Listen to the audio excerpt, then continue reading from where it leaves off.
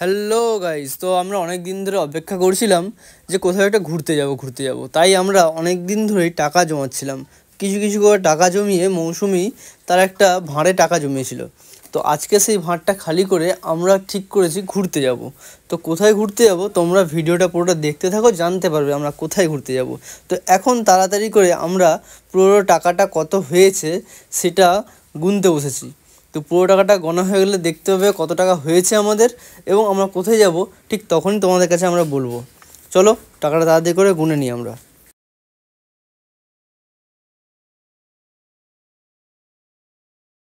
Almost টাকা গোনা আমাদের complete হয়ে গেছে। অনেক দিন ধরে টাকা জমিয়েছিলাম ঘুরতে যাওয়ার জন্যই। তো আজকে সেই বোকা ভাঁড় ভেঙে আমাদের টাকা গোনা হয়ে গেছে, মোট 15,000 টাকা হয়েছে। তো আমি খুব খুশি যে ঘুরতে যাব, আর দেরি হয়ে যাচ্ছে কারণ আমাদের লাগেজ গোছ করতে হবে, তারপরে আমরা বেরোবো 11টার সময়। লাগেজ প্যাক করবো, জিনিসপত্র নিয়ে বসে পড়েছি, অনেক কিছু আছে, বিছানা একদম লন্ডভন্ড হয়ে আছে। মৌসুমির লাগেজ গোছ করতে করতে অনেকটা দেরি হয়ে গেছে, তাই আমরা তাড়াতাড়ি করে বেরিয়ে পড়ছি। আর বেরিয়ে পড়ার সময় তোমাদের ভিডিও করে দেখানো হয়নি। তো আমরা এখন আছি রাস্তায়, আর এটা হচ্ছে আমাদের সামনে, বাড়ির সামনে একটা ভসরার খাল বলে জায়গা আছে। তো এর পোলটা একদম আমাদের গাড়ির সমানে সমানে, তাই একটু খুব সাবধানে যেতে হবে এখানে। তো আমাদের ট্রেন আছে রাত 1টার সময়, কিন্তু খড়গপুরে আমাদের ট্রেনটা ঢোকে 15 মিনিট লেটে। যদি লেটে ঢুকলেই ভালো, নাহলে আমাদের ট্রেন কিন্তু মিস হবে একদম 100% শিওর, কারণ আমরা অনেকটা লেট করে ফেলেছি। এখন বাজে প্রায় রাত 11:20। তো চলো রাস্তায় যেতে যেতে কথা হবে, আর আমরা ওখানে পৌঁছে তোমাদেরকে বলবো কোথায় যাব আমরা এক্স্যাক্ট। এখন বাজে রাত 12:30। আমরা খুব তাড়াতাড়ি এসে পৌঁছে গেছি খড়গপুরে। এই হচ্ছে খড়গপুর স্টেশন। চলো আমরা স্টেশনের ভিতর যাই। তো আমরা এখন চলে এসেছি খড়গপুর স্টেশন। তো দেখতেই পাচ্ছ এই হচ্ছে স্টেশন। তো আমাদের আজকে ট্রেন হচ্ছে অমরাবতী এক্সপ্রেস। এটা নয়, এটা আমাদের নয়, তো আমাদের ট্রেন আসতে বাজবে প্রায় 1:05। এখানে টাইম আছে, কিন্তু আসবে একটু লেটে, 1:15 দেখাচ্ছে। জানি না হয়তো টাইম আসতে পারে 1:15। তো বাড়ি থেকে অনেকদিন পর বেরিয়ে পড়েছি আমি আর মৌসুমি। তো কোথায় যাচ্ছি তোমরা এখনো হয়তো গেস করতে পারোনি। তো আমরা দেখাবো খুব তাড়াতাড়ি, একটু রিভিল করবো। হ্যাঁ বলবো না, তো গিয়ে দেখাবো তোমাদেরকে কোথায় যাচ্ছি আমরা।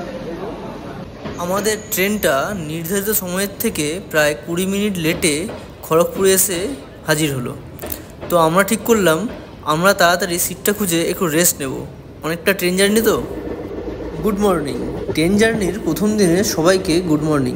তো আমার চা খাওয়ার খুব একটা নেশা নেই, তবে ট্রেনের চা একটা আলাদা অনুভূতি। এই পাহাড় দেখতে দেখতে যেতে যেতে চা খাওয়ার এক আলাদা রকম মজা। তো দেখতেই পাচ্ছ বাইরের পরিবেশটা একটা অসাধারণ মন্ত্রমুগ্ধ পরিবেশ। তো চেষ্টা করব তোমাদেরকে ট্রেন জার্নির পুরোটা কভার করার। তো আমি ঠিক করেছিলাম ট্রেনেই যাব। তো কোথায় যাচ্ছি সেটা তোমাদের কাছে এখনও সাসপেন্সই রয়ে গেছে। তো অনেকেই হয়তো ধরে ফেলতে পেরেছে অমরাবতী এক্সপ্রেস মানে কোথায় যাচ্ছে এটা। তবে পুরোটা মৌসুমি উঠুক, তারপর আমরা একসাথে বলবো। মৌসুমি এখনও ঘুমাচ্ছে, ঘুম এখনও ভাঙেনি মৌসুমির। আমরা কালকে বাড়ি থেকে বেরোনোর সময় ছোলা ভিজিয়ে নিয়ে এসেছিলাম, যেটা মৌসুমি এখন খাচ্ছিল। তো এই দেখো ছোলা ভিজিয়ে নিয়ে এসেছিলাম আমরা। তো ছোলা খেতে খেতে আমরা ব্রেকফাস্টটা কমপ্লিট করে নেব। Good morning. কালকে ট্রেনে উঠেছি রাত 1টার সময়, 11টা বলতে যাচ্ছিলাম, 1টার সময় উঠেছি। তো তারপরে আর ভিডিওটা কন্টিনিউ করা হয়নি, এখন সকাল হয়ে গেছে, এখন 11টা বাজে হয়তো। তো ভিডিওটা আবার স্টার্ট করেছি। তো এখন আমরা আছি অন্ধ্রপ্রদেশের কাছাকাছিতে। তো এতক্ষণ ধরে ট্রেন জার্নি কখনো করিনি, এই ফার্স্ট টাইম আমার এতক্ষণ ধরে ট্রেন জার্নি। মানে কি বোরিং লাগছে, একদম ভালোই লাগছে না, না কিছু খেতে ভালো লাগছে না কিছু, শুধুই ঘুম ঘুম পাচ্ছে আমার, ভালোই লাগছে না। দিনেশের কি ভালো লাগছে ট্রেনে এতক্ষণ থাকা? ভালো লাগছে? আমার তো একদমই ভালো লাগছে না, কখন নামবো এটাই ভাবছি। তো কোথাও যেতেও পারছি না, কিছু না, এই একটাই সিটের মধ্যে বসে থাকতে আমার একদম ভালো লাগছে না। তো ফার্স্ট টাইম এটা আমার হচ্ছে মানে এক্সপিরিয়েন্স। দাঁতে করে কেটে ফেলছে একদম, প্রচুর খিদা পাচ্ছে, যেখানেই শোয়া সেখানেই খাওয়া, কি আনন্দ না মজা। রুটি, এইটুকু রুটি, তো দুটো রুটি। কি খাবার আছে? ভাত। এটা কি আমি বুঝতেই পারছি না কি খাবার। এখানে রুটি দিয়েছে, পাঁপড় দিয়েছে, ডাল দিয়েছে, আর বাকিগুলো সব টকটকে লাগছে, কিন্তু কি খাবার বলতে পারবো না, নাম জানি না। এটা ভেজ থালি, তো খাওয়া যাক। থালাটা অনেক বড় দিয়েছে, দুজনে একদম পারফেক্ট খাওয়া যাবে। তো সে স্টার্ট করে দিয়েছে অলরেডি খেতে। ট্রেনের দোলা খেতে খেতে ভাত খাওয়া যাক, কি বলো? পাঁপড় খেতে পছন্দ করে, একদম স্টার্ট করে দিয়েছে পাঁপড় খেতে। আমরা সবে লাঞ্চ কমপ্লিট করে বসেই ছিলাম, তখনই দেখতে পেলাম ট্রেনের আইআরসিটিসির ক্যাটারিং সার্ভিসের লোকের সঙ্গে ট্রেন যাত্রী বচসায় জড়িয়ে পড়েছে। আর এটার কারণ হলো এই ট্রেনে কোনো প্যান্ট্রি কার নেই এবং ক্যাটারিংয়ের ব্যবস্থা নেই, তাই আইআরসিটিসির কর্মীরাই খাবার বিক্রি করে এবং তার পরিবর্তে কিছুটা বেশি দামও নিয়ে থাকে। তাই জন্যই এই ঝামেলার সূত্রপাত। তো আমরা আজকে তোমাদের বলেই দিই, আমরা যে ট্রেনটা যাচ্ছি এই ট্রেনটার নাম্বার হলো 108722। এই ট্রেনটা হচ্ছে অমরাবতী এক্সপ্রেস। এই ট্রেনটা চালু হয় কলকাতার শালিমার থেকে গোয়ার ভাস্কো দা গামা অবধি। হ্যাঁ, ঠিকই শুনছো, আমরা যাচ্ছি আজ গোয়া। তো আমরা আগে থেকে বলিনি, তার কারণ হচ্ছে তোমাদের কাছে পরে সারপ্রাইজ দেবো বলে আমরা এই কথাটা চেপে রেখেছিলাম। এখন আমরা এসে পৌঁছেছি বিশাখাপত্তনমে। তো এই ট্রেনটি বিশাখাপত্তনমে ইঞ্জিন চেঞ্জ করে আবার যাত্রাপথ শুরু করবে তার দ্বিতীয় স্টেপ। তো আমরা এখন এই যাত্রাপথে তোমাদেরকে পুরো যে যাত্রাপথটা সেটা তোমাদেরকে বর্ণনা করে পুরোটা বুঝিয়ে বলবো। বেসিক্যালি আমরা এসেছিলাম এই সাইড দিয়ে, তো এখন এই ইঞ্জিনটা লাগানো হচ্ছে, সেকেন্ডলি আবার যাবে বলে।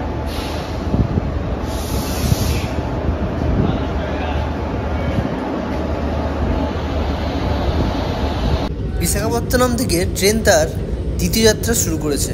আর দেখতেই পাচ্ছ ট্রেনে এসি 3 টায়ারের গেটটা অটোলকের সিস্টেমটা ভেঙে গেছে, অনেকক্ষণ ধরেই ভেঙে গেছে। আমাদের সিটটা গেটের কাছে হওয়ার সুবাদে আমরা সেই জিনিসটা প্রত্যক্ষদর্শী হয়ে থাকলাম। ট্রেনের যাত্রার আমাদের মেন উদ্দেশ্য ছিল ট্রেনের যাত্রাটা আমরা উপভোগ করব। তো এই টাইপের অনেক ঘটনা তোমাদের সামনে আমরা তুলে ধরবো। ভেঙে যাওয়ার পরেও যে কাজ করছে রে, ভালো জিনিস দেখ, তারপর কাজ করছে, হেলে হেলে যাচ্ছে।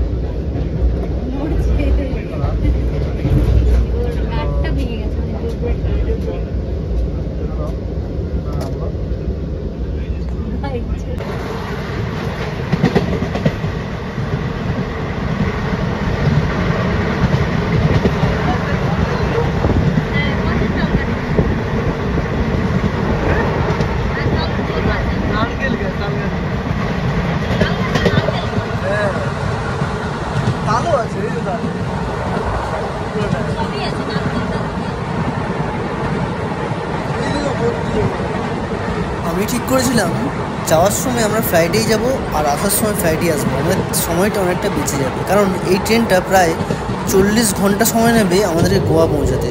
তো দেখতেই পাচ্ছ মৌসুমি আমাদেরকে বলেছিল যে না আমরা ট্রেনেই যাব। এই দৃশ্যগুলো যেমন দেখতে পাচ্ছ, কলা বাগান, এত কলা বাগান আমি আর মৌসুমি দুজনেই এই ফার্স্ট টাইম দেখছি। দেখতে পাচ্ছ বিঘার পর বিঘা জমি কলা বাগান। বেসিক্যালি এই সাইডে অন্ধ্রপ্রদেশ সাইডে, যেমন আমাদের সাউথের সাইডে বেশি নারকেল গাছ আর কলা বাগান প্রচণ্ড পরিমাণে চাষ করা হয়। তো আমরা যেহেতু পশ্চিমবঙ্গবাসী, তো আমাদের কাছে এগুলো নতুনই লাগে।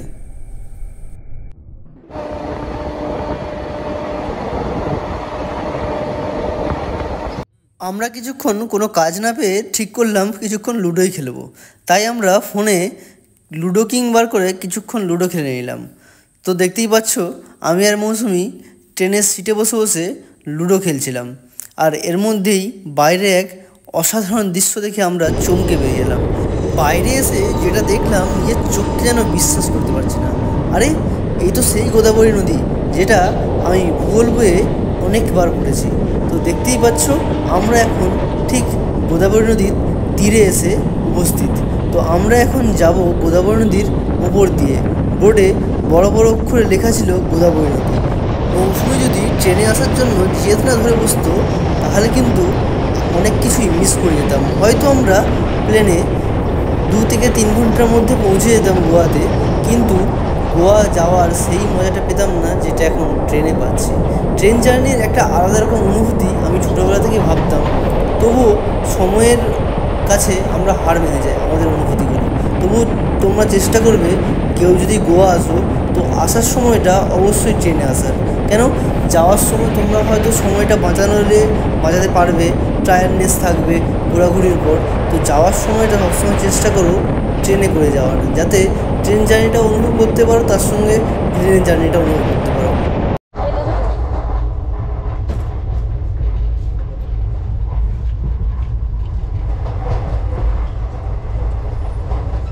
তো আমি আর মৌসুমি এখন আছি ট্রেনে। তো আমরা এখন এবার সামনে এসে দুধসাগর ওয়াটারফল তোমাকে দেখাবো সবই। আর এখানে শুধু জঙ্গল এই জঙ্গল। সাইডটা পুরো জঙ্গল, ফার্স্টে একটু ঘোলাটে কাজ, তাই জন্য তোমাদেরকে পুরোটা ভালো করে দেখাতে পারছি না। বাইরে নিয়ে গিয়ে দেখো। হ্যাঁ চলো বাইরে গিয়ে তোমাদেরকে বাইরের ভিউটা দেখাবো। ভেতর থেকে তোমাদেরকে পুরো ট্রেনটার বাইরের দৃশ্যটা দেখাতে পারছিলাম না, তাই বাধ্য হয়েই কিছুটা ট্রেনের বাইরে এলাম। তো এরকমভাবে ট্রেনের বাইরে ঝোলাটা খুব বিপজ্জনক। তো দেখতেই পাচ্ছ ট্রেনের গতিবেগ খুব একটা বেশি নয়, ট্রেন প্রত্যেকটা টার্নিং নিচ্ছে, এবং ট্রেন যখন টার্নিংটা নিচ্ছে ট্রেনের দৃশ্যটা অসাধারণ লাগছে। গোয়ায় ঢোকার আগে পাহাড়ের যে দৃশ্যগুলো আমরা দেখলাম, সত্যি গোয়া আসাটা হয়তো এখানেই কিছুটা আংশিক সফলতা পেল। মৌসুমি তো আমাকে বারবার ধরে বলছে যে আমরা এখন কোথায় আছি, আদৌ আমরা গোয়া এলাম তো না অন্য কোথাও। তো বেসিক্যালি আমরা দুজনেই ফার্স্ট টাইম গোয়ায় আসছি, তো এই পাহাড়ের দৃশ্যগুলো আমরা উপভোগ করছি। তো দেখতেই পারছো কিছুক্ষণ পরেই আমরা পৌঁছে যাবো দুধসাগর ওয়াটারফলে। আমরা এখন দুধসাগর ওয়াটারফল দেখবো বলে বুঝে, আর বলতে বলতে একটা টানেল চলে এসেছে, টানেল আসে পরে আছে তখন। তো দেখি তোমাদেরকে দেখাবো পুরোটা। দারুণ জায়গা লাগছে, পাহাড় চারিদিকে। টানেল এটা।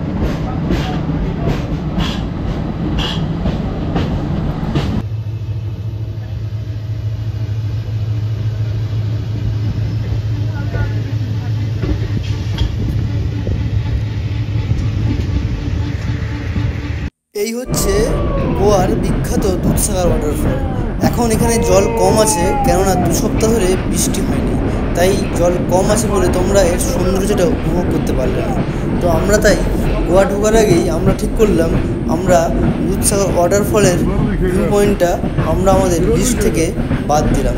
তোমরা তখনই গোয়ার এটা লিস্টের মধ্যে রাখতে পারবে যখন বৃষ্টির সময় আসতে পারবে। আমরা পৌঁছে গেছি এখন গোয়াতে। এখন ভাস্কো দা গামা স্টেশনে রয়েছি। তো শেখর হচ্ছে গাড়ি পাঠাবে, মানে শেখর মানে আমাদের বন্ধু হয়, তো ওর গাড়িতে যাব, আসুক তার জন্য অপেক্ষা করছি।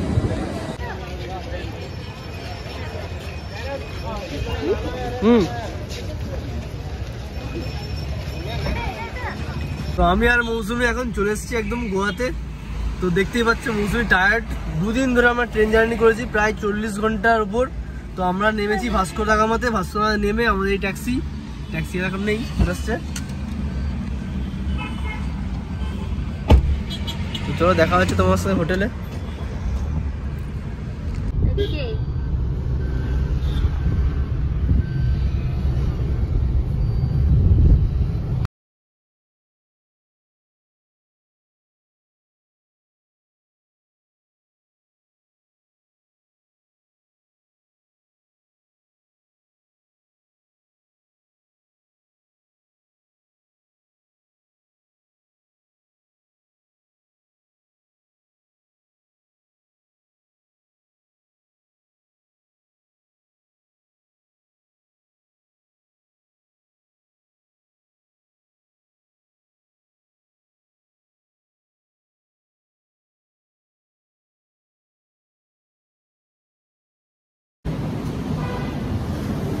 তোমরা গোয়া এন্ট্রি নিয়ে নিয়েছি এখন। এই যে শেখর আমাদের লোকাল গাইডার।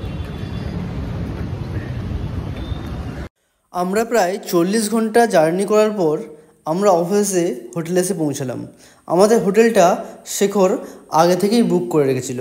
তো সঙ্গে একটা ব্যালকনি আছে দেখতে পাচ্ছ, আর সঙ্গে অ্যাটাচ টয়লেট বাথরুম সবই আছে। আর দেখতেই পাচ্ছ বাইরের পরিবেশটা খুবই সুন্দর। এই হোটেলটার পাশেই শেখরদের রিসোর্ট আছে, তাই জন্য আমাদের আগে থেকেই বুকিংটা ছিল। তো শেখর আস্তে আস্তে আমাদের ওয়েলকাম ড্রিঙ্কস দিয়েছে, যেটা ফ্যান্টা, আর সঙ্গে ছিল বড়া পাও, যেহেতু গোয়া মুম্বাইয়ের পাশে, তো বড়াপাও তো থাকবেই থাকবে। আমরা হোটেলে চেক ইন করার পরেই চলে এসেছিলাম বাঘা বিচে। একটুও সময় নষ্ট করিনি, জাস্ট আসার পরেই কিছুটা রেস্ট নিয়ে চলে এসেছিলাম। তো এই ভিডিওটা তোমরা নেক্সট ভিডিওতে দেখতে পাবে। চলো দেখা হচ্ছে নেক্সট ভিডিওতে।